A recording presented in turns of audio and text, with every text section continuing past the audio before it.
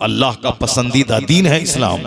इस्लाम को कोई खतरा कभी नहीं था, न आज है न क़यामत तक रहेगा। जिसने भी बोला इस्लाम मिटा देंगे, अल्लाह ने उसको मिटा दिया। उसके बाल बच्चों के जरिए कलमा पढ़वा के इस्लाम की खिदमत उससे लिया। इन्नल्लाह ला युअय्यिदु हाज़द्दीन बिर्रजुलिल फाजिर।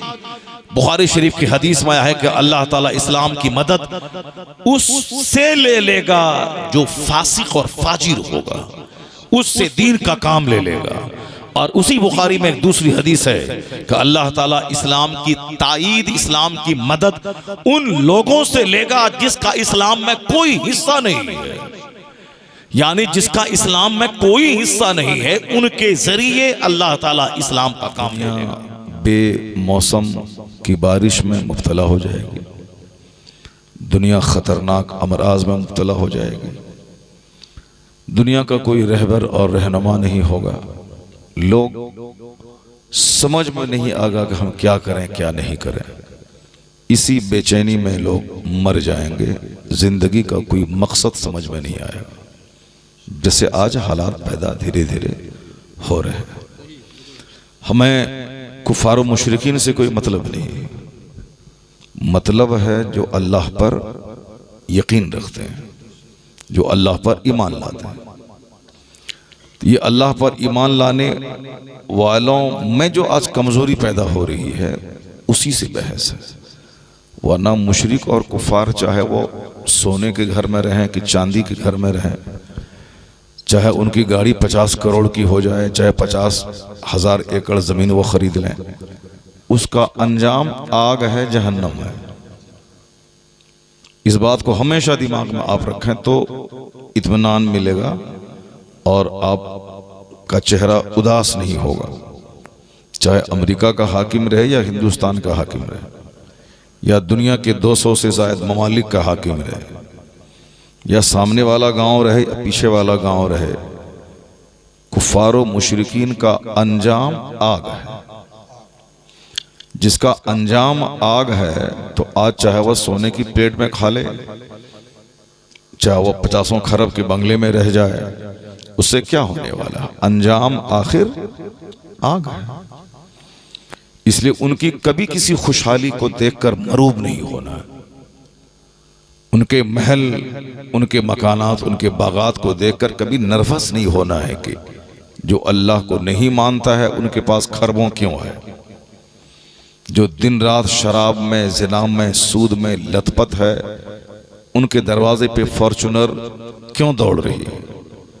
अगर ईमान नहीं रहा आपका इस बात पे तो उनकी गाड़ी आपको काफिर बना देगी। जाहिर सी बात है, आप बोलेंगे हम मुसलमान हैं, मेरे पास आल्टो भी नहीं, और वह 50 खुदा को मानता है, अल्लाह को गाली देता है, उनके पास 50 करोड़ की कार है, तो आप उसकी कार को देख करके काफिर हो जाएंगे। और अगर यकीन मजबूत रहा अल्लाह की जात पे, ये दुनिया फानी है, आज है कल खत्म, इनका अंजाम आग है, तो 50 खरब की कार पे आए आपके नजदीक वो साइकिल से बदतर है। अगर यकीन है अल्लाह की जात पे तो आज मुसलमान इसीलिए उदास हैं कि वो यकीन कमजोर हो रहा है। कुरान ने जो कुछ कहा उसको न पढ़ते हैं, न सुनते हैं, न समझना चाहते हैं। इसीलिए काफिरों के पांव का फुटबॉल बने हुए हैं और हमारे बच्चे काफिर होते जा रहे हैं। क्योंकि हम अपने बच्चों को बताने में फेलियर हैं कि ये दुनिया एक पानी का बुलबुला है, आखिरत एक समंदर की मानिंद है। हम अपने बच्चों को बताने में नाकाम हैं ये दुनिया एक सेकंड की है, चाहे 1000 करोड़ साल की दुनिया क्यों न रहे, क्योंकि इसका अंत है। ये दुनिया का विनाश है, ये दुनिया खत्म होने वाली है। और दुनिया की कोई चीज एक हालत पर नहीं रहती, हर चीज परिवर्तनशील है। दुनिया में परिवर्तन इस दुनिया का नियम है, यानी तब्दीली। बच्चा पैदा होता है, जवान होता है, बूढ़ा होता है, मर जाता है। दाढ़ी के बाल काले रहते हैं, सफेद होते हैं, बंदा खत्म हो जाता है। मालदार हुआ फिर गरीब हो गया, गरीब हुआ फिर मालदार हो गया। बादशाहों के बेटे भीख मांग रहे हैं, जो कल हमारी गाय चराता था वो आज करोड़ों के मकान में आराम कर रहा है। जो सुअर चराता था उसका बेटा मंत्री बना हुआ है, जो ग्वाला था भैंस चराता था वो मुख्यमंत्री बना हुआ है साहब, जो डोम था मुख्यमंत्री बना हुआ है, और जो राजा महाराजा का बेटा था वो जाके टोटो चला रहा है। ये नियम है दुनिया का। एक हालत पे दुनिया नहीं रहती है, दुनिया एक हालत पे नहीं रहती है। दुनिया की परिभाषा ही है अल आलमु मुतगय्यरुन। ये आलम, ये दुनिया क्या है? बदलने वाला है। कुल्लु मुतगय्यरिन हादिस, हर बदलने वाली चीज फानी है, हादिस है। जब दुनिया फानी है, उसको करार ही नहीं है, तो अब चाहे सोने की दीवार है, मिट्टी की दीवार है, दोनों बराबर है। अभी दुनिया टफ इसीलिए है चूंकि हमने आखिरत को भूलकर दुनिया को सब कुछ समझ लिया। इसीलिए अब हम चाहते हैं कि मेरे पास मकान होने का, चाहे हराम का हो चाहे हलाल का हो। मेरे पास गाड़ी चाहिए, चाहे वो हराम की गाड़ी हो या हलाल की। ईद के दिन नया जोड़ा चाहिए, चाहे हराम का कपड़ा हो या हलाल का हो। पेट में रोजाना गोश्त मछली जाए, चाहे हराम का हो या हलाल का हो। बेटी की शादी में खूब धूमधाम हो, चाहे पैसा सूद का हो या शराब बेच के हो या जमीन बेच के हो या दूसरों को ठग के हो या मस्जिद के दरवाजे पे भीख मांग के हो, मगर बेटी को पलंग और फर्नीचर देना है, बाराती को खाना खिलाना है, चाहे भीख मांग के हो चाहे कर्जा लेकर के हो, चाहे हराम का हो चाहे हलाल का हो। दिमाग में ये बात सेट हो गई है। यही वजह है कि आज ये जिंदगी हमारे लिए बोझ बन गई है। ये जिंदगी हमारे लिए, अब जिंदगी में कोई खुशी नहीं रही। पहले जिस लड़के की शादी होती थी उस लड़के के चेहरे पे अनार की तरह खून टपकता था। वो लड़का अगर दीवार में मार दे हाथ तो वो दीवार टूट जाती थी। इसलिए टूट जाती थी कि लड़का की जिंदगी में शादी एक अजूबा चीज होती थी, उससे बढ़कर कोई खुशी नहीं है। जिसके बारे में सुनता था, सोचता था, पढ़ता था, लिखता था, दूसरों को देखता था, उनकी जिंदगी में ये दिन आने वाला है। उसके लिए, उसके नजदीक कुछ भी दिखाई नहीं पड़ता था, बस सिर्फ वो तारीख आ जाए, शादी हो जाए। चूंकि उसका तजर्बा उसको जिंदगी में पहली बार होने वाला होता है कि शादी, खुशी हो रही। लेकिन आजकल शादी से पहले लड़के का चेहरा उतर जाता है, शादी से पहले लड़के का चेहरा उदास हो जाता है, सूख जाता है, सारी चार्मिंग खत्म हो जाती है। चार्मिंग इसलिए खत्म हो जाती है क्योंकि हालात इतने खराब हो गए हैं कि जिस खुशी के लिए शादी होती है उस खुशी का तजर्बा उनको कई साल से हो गया होता है। और फिर शादी के बाद एक अनजान सा गम सर पे वो लाद लेता है कि शादी होगी, पता नहीं क्या होगा, बच्चे होंगे, कैसे खिलाएंगे, कैसे पिलाएंगे, क्या होगा, कैसी बीवी होगी। यानी वो सारा क्रेडिट अपने सर लेना चाहता है कि मैं औलाद को खिलाऊंगा, मैं बीवी को पालूंगा, मैं आज अच्छा हूं, कल मेरा कारोबार ठप हो जाएगा तो क्या होगा। ये इंतशार ख्याली चेहरे का नूर मिटा देती है। अल्लाह की जात पे जब यकीन हो जाए कि मेरा खुदा ही इज्जत देने वाला है, मेरा खुदा ही रोजी देने वाला है, वो मुझे भी पालेगा, मेरे 50 बच्चों को भी वही पालने वाला है। जब यकीन अल्लाह की जात पे मजबूत रहता है तो चेहरा बिल्कुल हरा भरा रहता है। वो यकीन ही कमजोर हो गया। आज शादी में अब कोई खुशी नहीं रही, बेशुमार गम खुद से अपने सर पे लोग डाल लेते हैं, इसलिए चेहरा सूखा रहता है। एक तो ये बात, और दूसरी बात, जो आदमी तक़वा परहेजगारी से खाली है, जो शादी से पहले ही न जाने गलत आदतों में गिरफ्तार हो जाता है, उसकी वजह से अब शादी में कोई चार्मिंग नहीं रह जाती है, चूंकि वह उस मंजिल से गुजर चुका होता है। अल्लाह पर मजबूत यकीन और शादी का पहला तजुर्बा, वो आदमी सूखी रोटी क्यों ना खाए, जिसका जिस्म गुनाहों से सेफ है, उसका चेहरा बिल्कुल चांद की तरह चमकता है, गुलाब की तरह खिला रहता है। अल्लाह तबारक व तआला चाहता है कि बंदा मेरा यहां भी खुश रहे और मरने के बाद भी खुश रहे। अल्लाह की ये पसंद है। अगर ये अल्लाह को पसंद नहीं होता तो कुरान शरीफ में अल्लाह ताला हमको ये दुआ कभी नहीं सिखाता। कुरान शरीफ में अल्लाह ने एक दुआ कहा है कि तुम इसको मांगा करो, रब्बना आतीना फिद दुनिया हसना व फिल आखिरति हसना। इलाही मुझे दुनिया में भलाई अता फरमा और आखिरत में भी भलाई अता फरमा।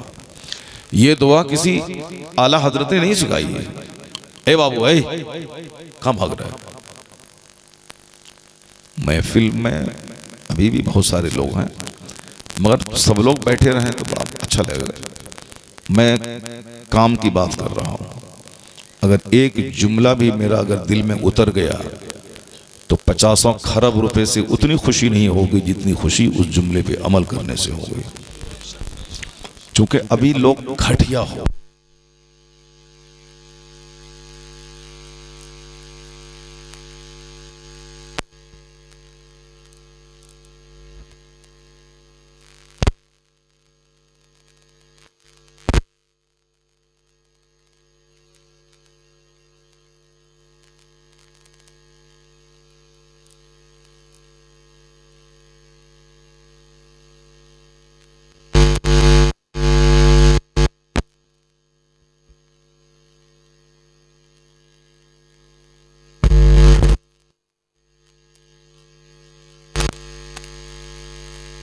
आदमी अपनी पहली हालत को ही बेहतर समझता है।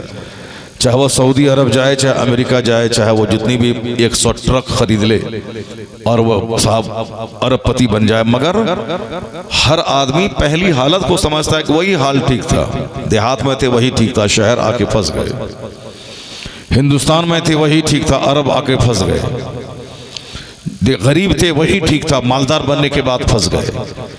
मिन जुमला 99% आदमी वही सोचता है कि जब पहले जो हाल था वही ठीक था।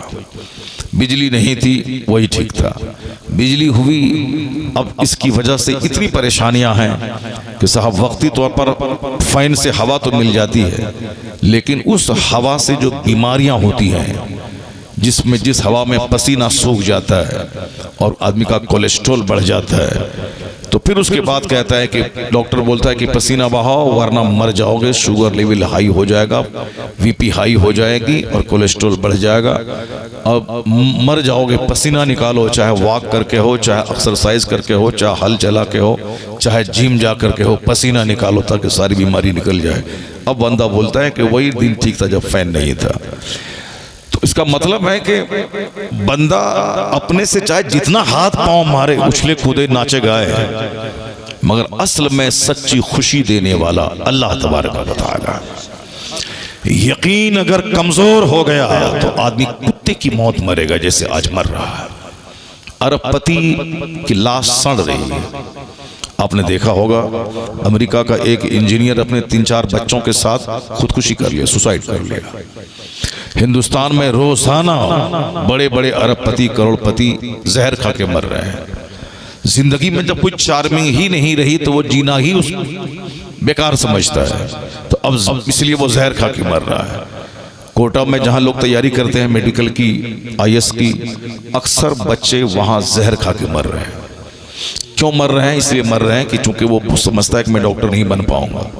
मेरे माँ बाप चाहते हैं कि मेरा बच्चा डॉक्टर बने, मगर मैं नहीं बन पाऊंगा, अपने अंदर वो कैपेसिटी नहीं पाता हूं, तो क्या बाप को मुंह दिखलाऊं? वहीं फांसी के फंदे पे लटक जाता है। तो फांसी के फंदे पे लोग लटक रहे हैं और जहर खा के मर रहे हैं। जिंदगी से सच्ची खुशी खत्म है। अल्लाह ताला कभी खुशी नहीं देगा, चूंकि अल्लाह ने खुशी अपने महबूब की गुलामी में रखा है। अल्लाह ने सारी खुशियां पैगंबर आज़म अलैहिस्सलाम की पैरवी में रखा है कि लोगों, मैंने तुझको पैदा किया है, जमीन मेरी,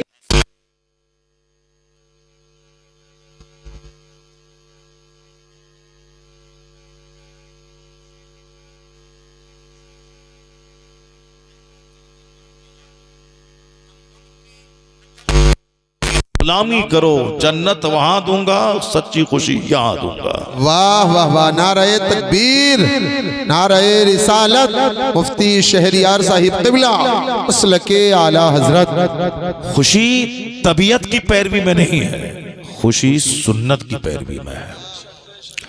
जिसने भी अपनी तबीयत की पैरवी की उसके हिस्से में सिर्फ खसारा है, उसके हिस्से में सिवाय घाटे के कोई सौदा नहीं है। मुस्तफ़ा की सुन्नत की जो पैरवी की, आप यकीन जाने जन्नत वहां मिलती है, शोहरत और मकबूलियत यहां मिलती है। अच्छी बीवी, अच्छी औलाद यहां मिलती है। गुर्बत में बादशाहों जैसी खुशी यहां अल्लाह देता है, क्योंकि सब कुछ देने वाला अल्लाह ही है। ये बुनियादी बात है। चाहे सारी दुनिया के लोग इस बात को झुठला दें, कुछ नहीं होने वाला है। बात सच्ची वही है जो अल्लाह ने कही है। अल्लाह रब्बुल इज्जत को दुनिया बनाने में कुछ नहीं लगता, कुन फयकून। अल्लाह कहता है बन जाओ तो दुनिया बन जाती है। आसमान खड़े हो जाओ तो आसमान खड़ा हो गया बगैर खंबे के। जमीन से कहा कि फैल जाओ, जमीन समंदर के ऊपर में फैल गई।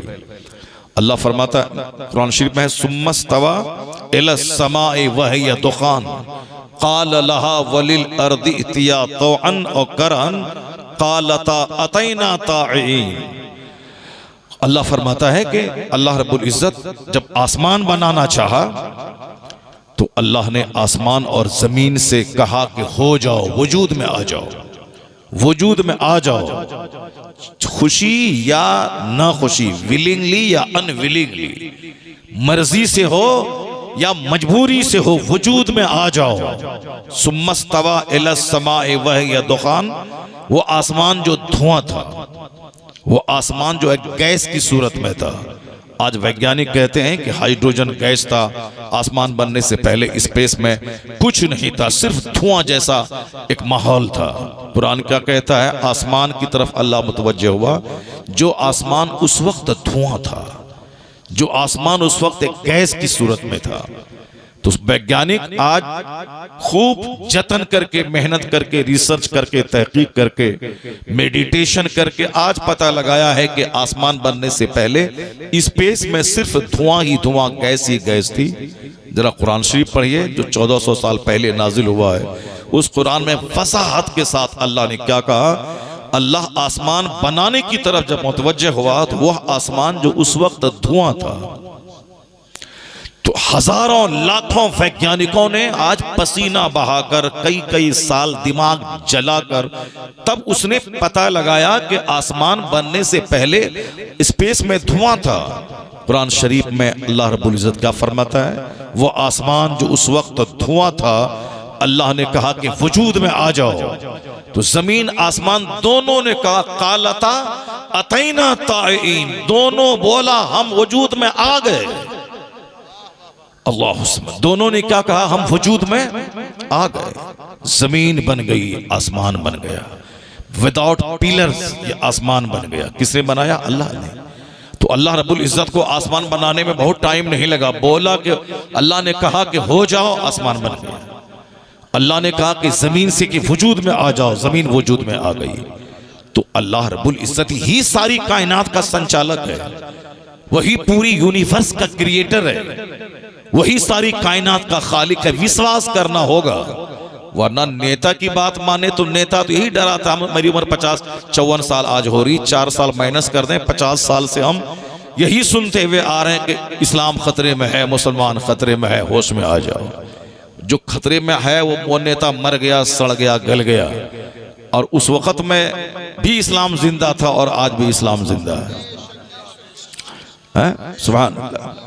नेता तो डरा था, हमको वोट नहीं देगा तो तुम डर जाएगा। बदतमीज, तुम वोट लो और अपना पेट पालो और अपने बेटे के लिए घर मकान बनाओ। इस्लाम की चिंता मत करो। इस्लाम अल्लाह का पसंदीदा मजहब है। इस्लाम 1400 साल से मुस्कुरा रहा है और क़यामत तक मुस्कुराता रहेगा। बेशक, वाह वाह, सुभान अल्लाह, सुभान। तुम इस्लाम का नाम मत लो, तुम अपना खाओ पियो और पेट पालो और जाओ जहन्नम में। और अगर नेक काम करोगे, ईमान के साथ हो, तो जन्नत जाओगे तुम। कोई भी नेता रहे, चाहे वो कोई भी रहे, चाहे हैदराबाद का रहे कि मुरादाबाद का रहे कि बिहार का रहे कि बंगाल का रहे, अपना काम करो, पैसा कमाओ, खाओ पियो, ज्यादा बड़ी बड़ी बातें मत किया करो कि हम मुसलमानों के सबसे बड़े मसीहा हैं, हम सबसे बड़े मुसलमानों के साहब शुभ चिंतक हैं। फालतू बातें मत किया करो। हम तो 50 साल से सुन रहे हैं, सब डराता है इस्लाम खतरे में है। अब मालूम है ना, वो नहीं सुनो, इस्लाम खतरे में है। ये तो नेता की बात हो गई। मौलाना साहब को भी हम कहते हैं कि चुपचाप तकरीर करो, टका लो, जाके खाओ, घर मकान बनाओ, और ज्यादा मत बोलो कि हमसे इस्लाम जिंदा है, हम खिदमत कर रहे हैं, हम सबसे बड़ा मसीहा हैं। चुपचाप तकरीर करो, पैसा लो, जाके घर बनाओ, ज्यादा बात मत करो। तुम नहीं थे दुनिया में, इस्लाम था, और तुम मर भी जाओगे तो भी इस्लाम रहेगा, तो भी इस्लाम रहेगा। ये मत बोल, शेख सादी कहते हैं कि मत बोल के हम बादशाह की खिदमत कर रहे हैं, एहसान मान उस बादशाह का जो तुझको खिदमत के लिए मुकर्रर किया है। ये मत बोल कि मैं इस्लाम की खिदमत कर रहा हूं, अल्लाह का एहसान मान के इस्लाम के लिए तुझको अल्लाह ने खिदमत करने का मौका दिया है। वरना मौलाना से भी हम सुनते आ रहे, नहीं संभलोगे तो मिट जाओगे ए हिंदी मुसलमानों। ये कौन बोला था? ये डॉक्टर इकबाल बोले थे, और उसी शेर को 50 साल से हम सुन रहे हैं। मौलाना साहब लोग बोलते थे, ये खान साहब थे 1985 से सुन रहे हैं, नहीं संभलोगे तो मिट जाओगे ऐ हिंदी मुसलमानों, तुम्हारी दास्तां तक न होगी दास्तानों में। ये जुमला कब बोला था? जब मुसलमानों की तादाद 10 करोड़ थी, और वो शेर लिखने वाला इकबाल साहब तो चले गए दुनिया से। उस वक्त में 10 करोड़ मुसलमान था, बांग्लादेश, पाकिस्तान, इंडिया सब मिला के। और आज पाकिस्तान में 25 करोड़, बांग्लादेश में 22 करोड़, इंडिया में 40 करोड़। 40 10 50 10 60 10 70 10 80 करोड़ मुसलमान उस इंडिया में है। बोला था मिट जाओगे, वो तो चला गया, मगर आज लाखों मस्जिदों से अजान की आवाज आ रही है। आज मदरसा जिंदा है, मस्जिद जिंदा है, खिताब जिंदा है। पता ये चला कि हम अगर इबादत कर रहे हैं खुदा की, तो हमारा उसमें भला है। अल्लाह का एहसान कि अल्लाह ने मुझे इबादत की तौफीक दी, वरना अल्लाह रब्बुल इज्जत का कुछ बिगड़ने वाला नहीं है। अल्लाह तबारक व तआला हमारा मोहताज नहीं, हम खुदा की रहमतों के मोहताज हैं। बेशक बेशक। नारे तकबीर, नारे रिसालत, मुफ्ती शहरियार साहिब क़िबला, मसलके आला हजरत, जश्ने शादी, नारे तकबीर। तुम्हारा ये हो जाएगा, तुम्हारा वो हो जाएगा, तुम मिट जाओगे, तुम मर जाओगे। क्यों ये फालतू नर्वस वाली बातें बोल रहा है? क्यों ऐसी बातें कर रहा है कि न संभलोगे तुम मिट जाओगे ए हिंदी मुसलमानों? इस तरह की बातें मत कर। इस्लाम न खतरे में था, न आज है, न क़यामत तक रहेगा। अलबत्ता मुसलमान अगर काफिरों की नकल करेगा, मुसलमान शराब पिएगा, मुसलमान ज़िना करेगा, मुसलमान शादी ब्याह काफिरों की तरह करेगा, अपना बाल बच्चा काफिरों की तरह पालेगा, मुसलमान अपने घर में 24 घंटे काफिरों की तरह सनीमा देखेगा, मुसलमान 24 घंटे झूठ बोलेगा, तो फिर तो कुदरत का कानून है कि अगर तुम गलत करोगे तो तुम्हारा अंजाम भी गलत होगा। तो बदअमल मुसलमान पिटेगा, बदअमल मुसलमान मरेगा, इसको सजा मिलेगी। चूंकि ज़िना का अंजाम गलत है, शराब का अंजाम गलत है, झूठ का अंजाम रोजी के घटने की सूरत में आता है, ज़िना का अंजाम बाल बच्चों की तबाही की सूरत में आता है, शराब पीने का अंजाम सेहत के और माल के लूटने की सूरत में आता है, झूठ का अंजाम आदमी की बेइज्जती और जिल्लत की सूरत में होता है। तो जो जैसा करेगा उसका अंजाम वैसा होगा।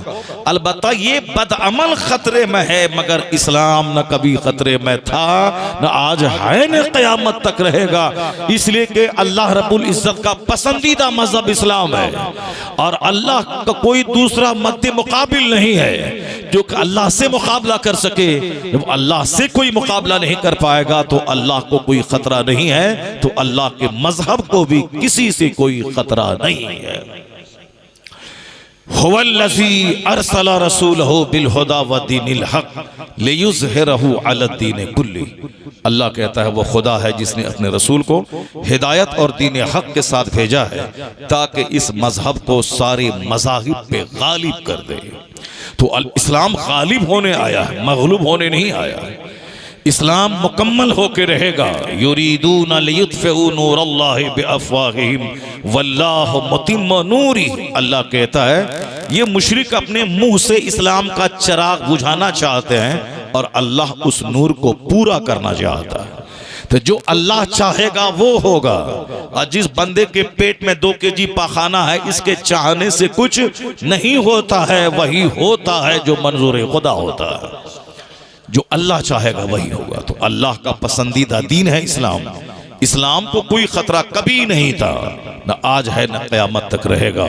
जिसने भी बोला इस्लाम मिटा देंगे, अल्लाह ने उसको मिटा दिया। उसके बाल बच्चों के जरिए कलमा पढ़वा के इस्लाम की खिदमत उससे लिया। इन्नल्लाह ला युअय्यिदु हाज़द्दीन बिर्रजुलिल फाजिर। बुखारी शरीफ की हदीस में आया है कि अल्लाह ताला इस्लाम की मदद उससे ले लेगा जो फासिक और फाजिर होगा, उससे दीन का काम ले लेगा। और उसी बुखारी में एक दूसरी हदीस है कि अल्लाह ताला इस्लाम की ताईद, इस्लाम की मदद उन लोगों से लेगा जिसका इस्लाम में कोई हिस्सा नहीं है। यानी जिसका इस्लाम में कोई हिस्सा नहीं है, उनके जरिए अल्लाह ताला इस्लाम का काम ले लेगा।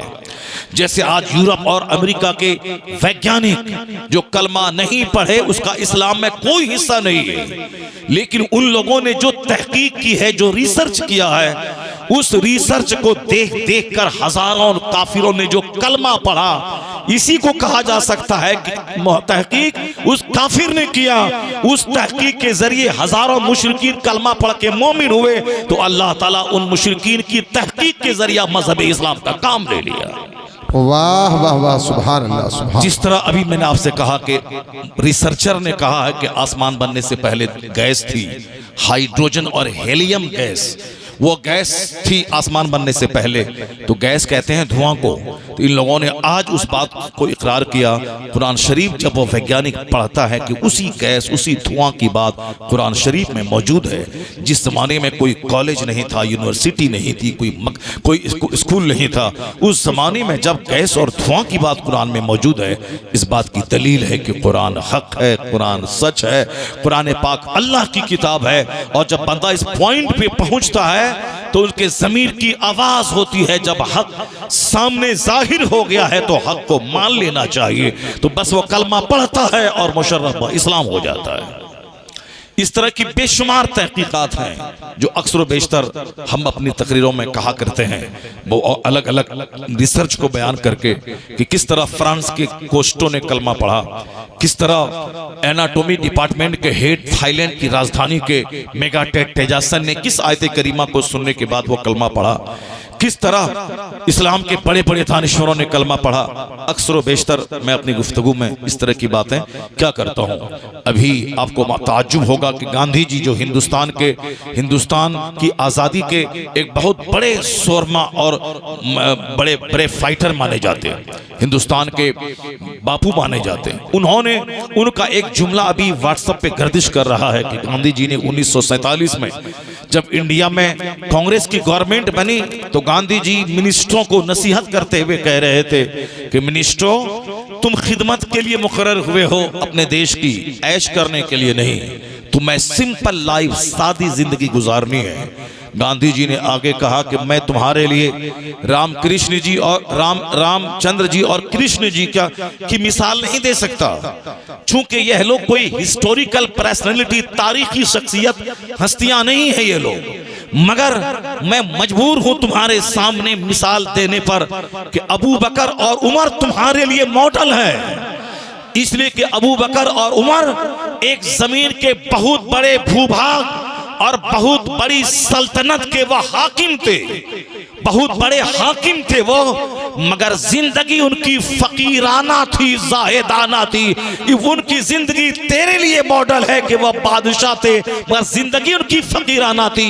अगर तुमने उनके नक्श कदम को अपनाया तो फिर तुझसे समाज का, मुल्क का कल्याण हो जाएगा। अल्लाह, इस जुमले को 1 लाख बार पढ़िए और वो भी पढ़ें जो आदमी आज इस्लाम के खिलाफ बकवास करते हैं, हर पार्टी के लोग इंडिया में गांधी जी को मानते हैं और गांधी जी के और सिक्के में गांधी जी का फोटो होता है।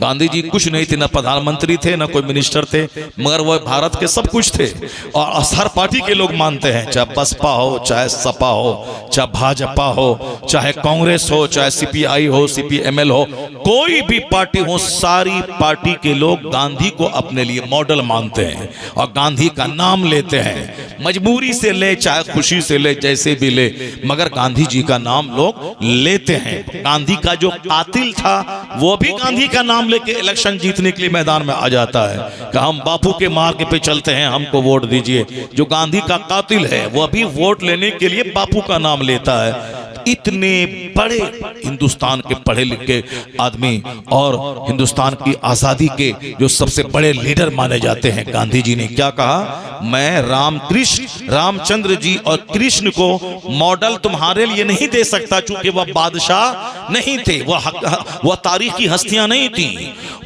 लेकिन अबू बकर और उमर ये दोनों हाकिम थे, बादशाह थे, अमीरुल मोमिनीन थे, एक बड़ी सल्तनत के मालिक थे। बादशाह होने के बावजूद उनकी जिंदगी फकीराना थी।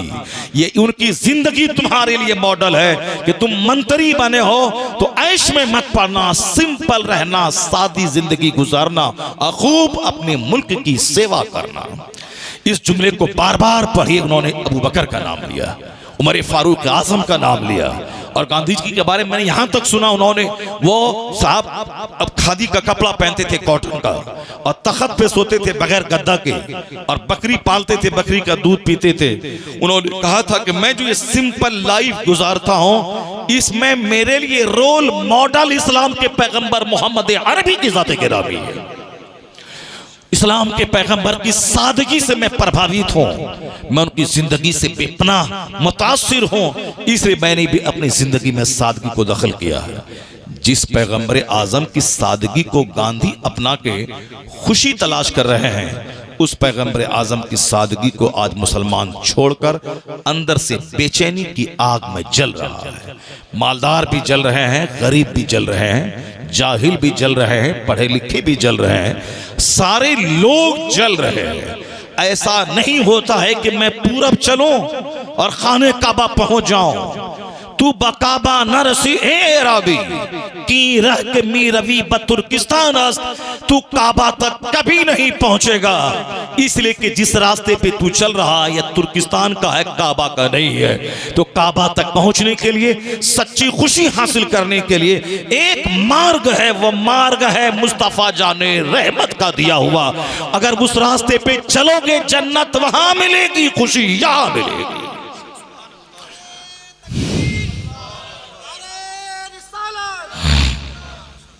मुस्तफ़ा की ज़िंदगी हमारे लिए मॉडल है। सरकार दो जहां से सच्ची मोहब्बत करना ये हमारा फ़र्ज़ अव्वलीन है, इसलिए कि हुजूर ने खुद फरमाया, बुखारी शरीफ के हदीस में आया है कि ला युमिनु अहदुकुम हत्ता अकून अहब्ब इलैहि मिन वालिदिही व वलदिही वन्नास अजमाइन।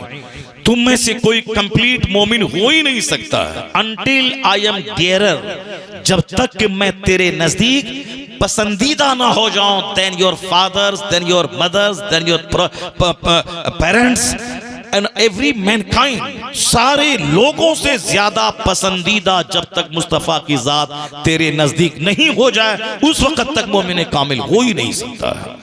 माँ से ज्यादा, बाप से ज्यादा, औलाद से ज्यादा, अपनी जान से ज्यादा, सारी कायनात से ज्यादा पैगंबर आजम अलैहिस्सलाम से सच्ची मोहब्बत करनी होगी। सिर्फ बोलने से नहीं होगा कि हमें हुजूर से मोहब्बत है और सारा काम हुजूर विरोधी कर रहे हैं और जबान से कहना कि मुझे मुस्तफ़ा से मोहब्बत है, बिल्कुल ही फॉल्स और झूठा दावा है और इस दावे से कोई फायदा नहीं होने वाला। किसको धोखा देना चाहता है? एक आदमी कह रहा था कि तकरीर होती है असर नहीं है। ये कौन बोल रहा था? ये बोल रहा था वो जो खुद नमाज नहीं पढ़ता है, जो खुद झूठ बोलता है, जो खुद राह रास्त पे नहीं है, जो कुछ भी नहीं, ईद की नमाज तक नहीं पढ़ता, बकरीद की नमाज तक नहीं पढ़ता, मौका मिल गया पढ़ लिया वरना सो गया हो। ये आदमी बोल रहा है कि तकरीर में असर नहीं रहा, तकरीर में असर नहीं रहा। कोई मुत्तकी परहेजगार नमाजी परहेजगार अगर बोलता इस तरह की बातें तो बात चलती, लेकिन वो आदमी जो दिन रात स्टेज पे बैठता है और नमाज नहीं पढ़ता है, वो बोलता है कि तकरीर में असर नहीं रहा, वो तकरीर में असर नहीं रहा, तकरीर में असर नहीं रहा, कि तकरीर में असर नहीं रहा, कि तेरा दिल वैसा नहीं रहा। आसमान से पानी पड़ता है, जरखे जमीन जो मरी थी जिंदा होके फसल पैदा करती है, और वही पानी पत्थर पे भी पड़ता है, लेकिन पानी पड़ा ढलक के नीचे गिर गया, पत्थर सूखा का सूखा रह गया। कसूर पानी का नहीं है, कसूर पत्थर का है जिसमें पानी असर नहीं किया। इसलिए तकरीर का कसूर नहीं है, वो तो कुरान हदीस की बात है। तो तकरीर का कसूर नहीं, कसूर तुम्हारे दिल का है जो पत्थर के समान है। वरना वही बात सुनकर बेशुमार लोग नमाजी बन गए, बेशुमार लोग नेक बन गए। अगर तुम नेक नहीं बना तो तकरीर का कसूर नहीं, कसूर तुम्हारे पत्थर दिल का है। उस दिल की संग दिली पे रहो, उसकी सख्ती पे रहो, उस दिल को मोम बनाओ। आज दिल मोम बनेगा, कल थोड़ा सा पानी नेकियों की फसलें बाहर उगा देगा। इस कदर घटिया किस्म की बातें लोग करते हैं, जो अंदर से लेके बाहर तक गलाजत में डूबे हैं। वो आदमी खिताब के खिलाफ बोल रहे हैं, वो आदमी जलसे के खिलाफ बोल रहे हैं, वो आदमी वासो नसीहत के खिलाफ बोल रहे हैं। इसी तकरीर ने हजारों के दिल बदल दिए, इसी तकरीर ने लाखों बेनमाजी को नमाजी बना दिया। इसी तकरीर से मुस्लिम सोसाइटी में आज कुछ न कुछ हया, शर्म और पर्दे का माहौल है। जहां ये वाज नहीं है वहां तो माँ बेटी और बेटी की तमीज मिट गई। जहां ये वाज नहीं है वहां शराब पानी की तरह सस्ती हो गई। जहां ये वाज, ये डराना, ये धमकाना, ये अल्लाह का डर दिल में पैदा करना, जुमा के दिन ईदैन में, सीरत की महफिलों में जहां ये नसीहत नहीं है, वहां तो शराब पानी की तरह सस्ती है। वहां हराम हलाल की तमीज खत्म है। वहां सिर्फ पैसा कमाना, चाहे जहां से भी हो। वहां बाप और बेटा को ज़बह करने वाला, खूबसूरत औरत भाभी की सूरत में है तो भाई को ज़बह करके उस भाभी पे कब्जा कर लेने वाला। आए दिन हिंदुस्तान के अखबारात में इस तरह की खबरें छपती हैं। 2 दिन पहले मैंने खबर पढ़ी, छत्तीसगढ़ की, छोटा भाई भाभी से प्यार किया और अपने बड़े भाई का गला दबा के मार दिया ताकि अब इसको हम कब्जा कर लें। 5 साल पहले हमारे बिहार में रेलवे में नौकरी करने वाला भाई, उसके छोटे भाई उसकी बीवी से प्यार करने लगा। जब उसको पता चला कि हमारा भाई मेरी बीवी के साथ गलत सलूक करता है तो वो नाराजगी का इजहार किया। तो छोटा भाई अपनी भाभी यानी उस नौकरी करने वाले जो घर पूरा चलाता था उस आदमी को बीवी उसकी अपनी और उसका भाई दोनों देवर भाभी मिल करके उसकी हत्या कर दी। अब ये बताइए कि घर का कमाने वाले की हत्या कर दी। अब ये सड़क छाप ये कुछ करता नहीं है और वो अपने शौहर की हत्या करके कौन सा सुकून चाहती है। वो तो जेल में सड़ गया, 15-20 साल जेल में सड़ेगा और ये सड़ेगी यहाँ पे, वो भी जेल में गई, वो भी सड़ेगी।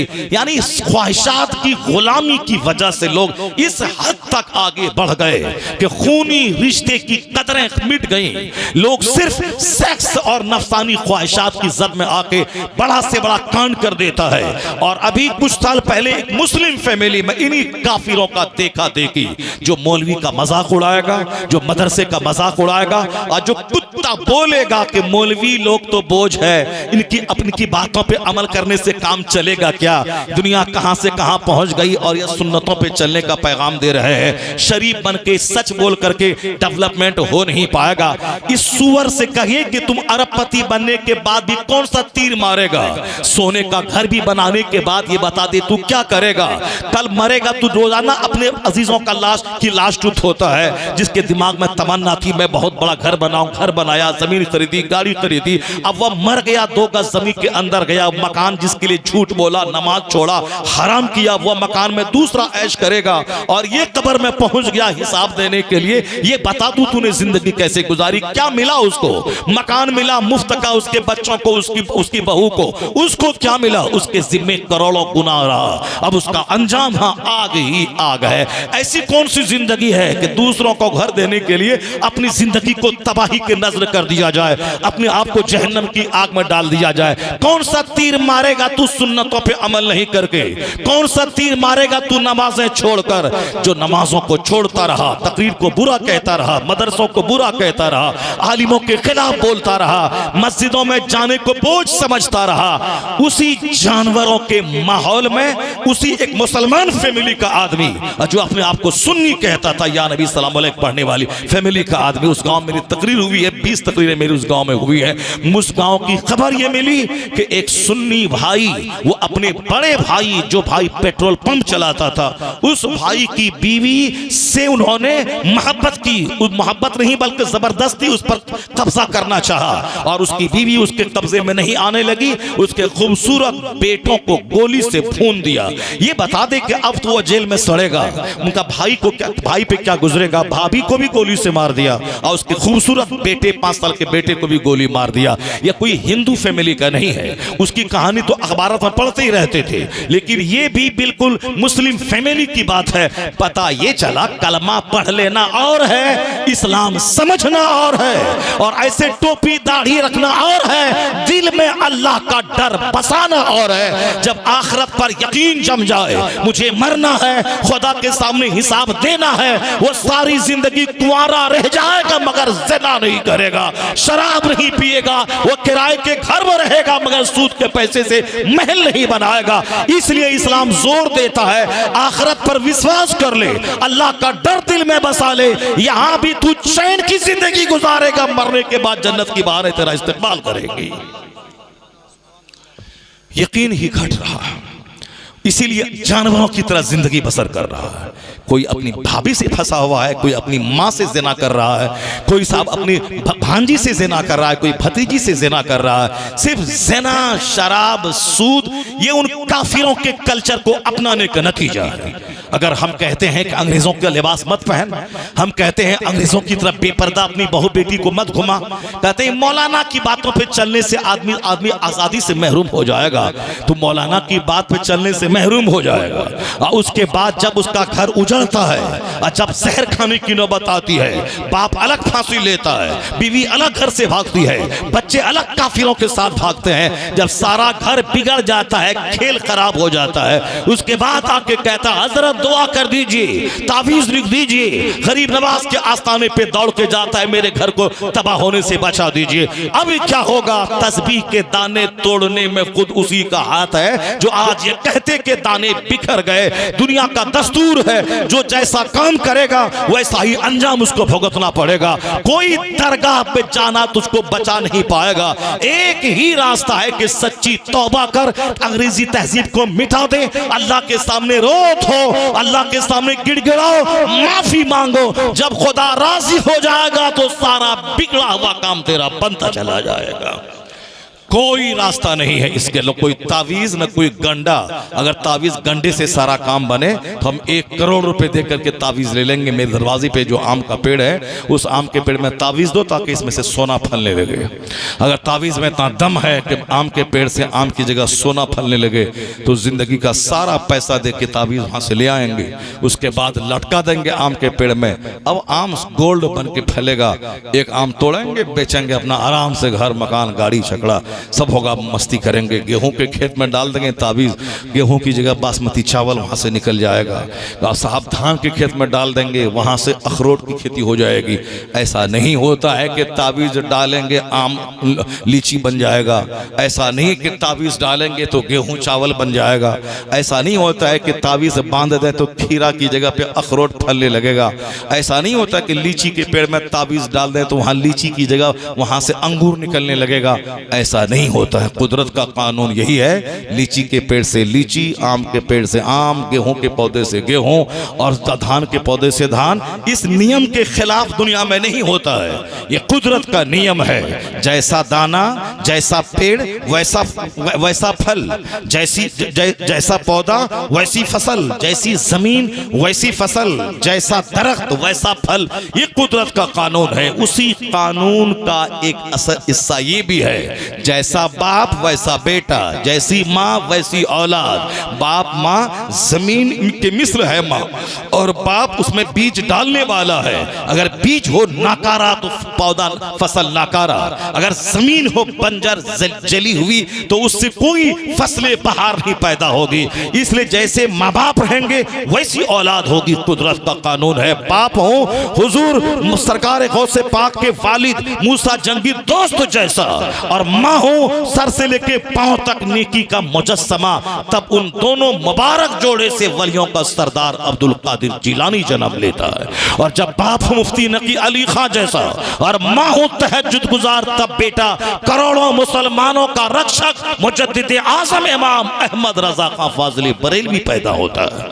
जब माँ लाजवाब हो, जब बाप लाजवाब हो, तब वहां से निकलने वाला पौधा वो लाजवाब होता है। यहाँ बाप भी जोकर है और माँ भी जोकराइन है।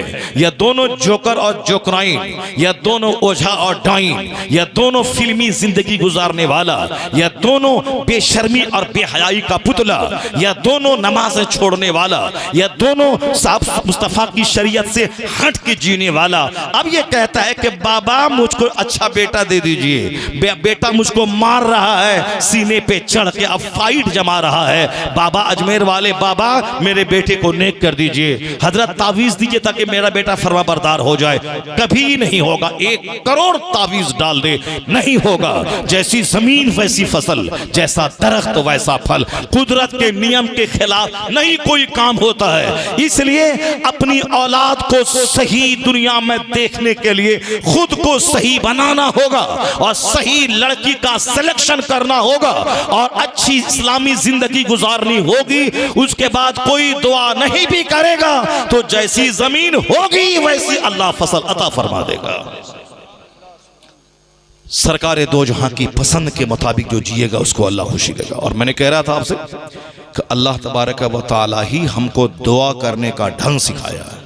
वो दुआ करने का ढंग, हम आजकल तो आदमी अपनी अपनी दुआ करने लगे सारे लोग। कुरान शरीफ में लगभग 50 से लेके 50 के करीब दुआएं हैं जो बंदों को बताया गया है कि तुम इस तरह से दुआ करो। रब्बना ज़लमना अनफुसना व इल्लम तग़फिर लना व तरहमना लनकूनन्ना मिनल खासिरीन। रब्बना तक़ब्बल मिन्ना इन्नका अंतस समीउल अलीम। रब्बि जअलनी मुक़ीमस सलात मिन ज़ुर्रियती। रब्बना हब लना मिन लदुनका। बताइए कितनी सारी दुआएं अल्लाह ने हमें सिखाई है।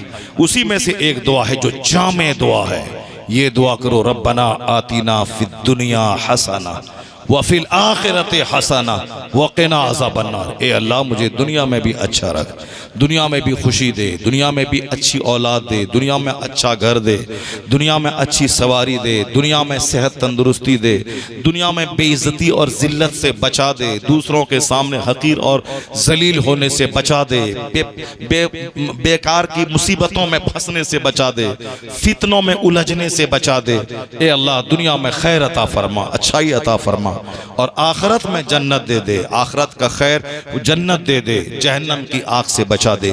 ये है जामे दुआ जिसको नमाज के अंदर भी मांगना चाहिए, नमाज के बाहर भी मांगना चाहिए। 1 बार नहीं बल्कि 7 बार मांगनी चाहिए। 7 बार नहीं 100 बार। जब दिल बेहतर हो, आंख से आंसू निकले सजदे में 100 बार मांगे। किसी से मांगने के लिए 2-4 बार 10 बार मांगना पड़ता है।